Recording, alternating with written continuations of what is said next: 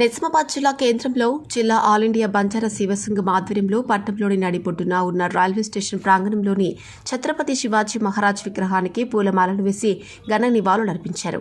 సందర్భంగా నిజామాబాద్ జిల్లా దర్పల్లి మండలం సల్పబండ తాండా గిరిపుత్రులు శంకర్ నాయక్ మాట్లాడుతూ ఛత్రపతి శివాజీ 394వ జయంతి పురస్కరించుకొని ఆయన విగ్రహానికి పూలమాలలు వేసి ఘనంగా నివాళులర్పించినట్లు ఆయన తెలిపారు. భారతదేశ చరిత్రలో సువర్ణాక్షరాలతో లిఖించబడిన పేరు ఛత్రపతి శివాజీ. ఈ పేరు వింటే హిందూ మతం పులకించిపోతుంది. మొఘలుల దాడుల నుంచి హిందూ మతాన్ని రక్షించిన ఘనత ఆ మరాఠా యోధుడికే దక్కుతుంది.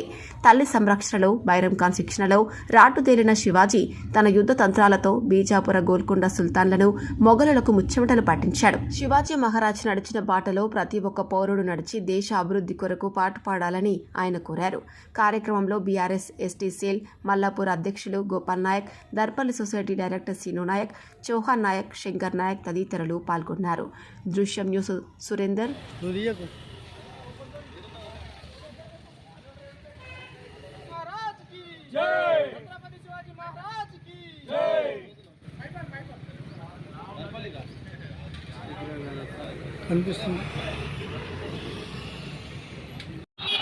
ఛత్రపతి శివాజీ మహారాజ్ కి జై.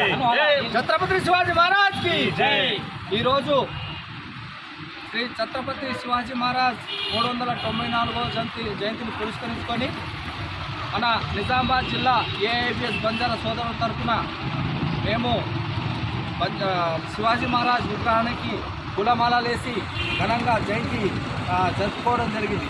ఈ యొక్క కార్యక్రమంలో మన BRS STCL president Malkapur Gopal Nayak గారు, అదేవిధంగా దర్పల్లి మండలం సొసైటీ డైరెక్టర్ శ్రీనివాస్ గారు, మన మళ్ళా దర్పల్లి మండల్ చౌహాన్ నాయక్ గారు, శంకర్ నాయక్, మేము అందరం కలిసి ఈ యొక్క జయంతిని పురస్కరించుకొని ఘనంగా పూలమాలలు వేసి జయంతి జరుపుకోవడం జరిగింది.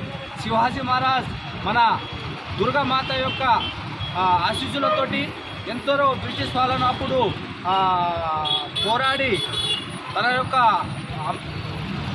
అమూల్యమైన వీరునిగా నిలిచారు. కాబట్టి శివాజీ మహారాజ్ యొక్క అడుగుజాడలో ఇప్పటికీ మేము మరవలేని సందర్భము.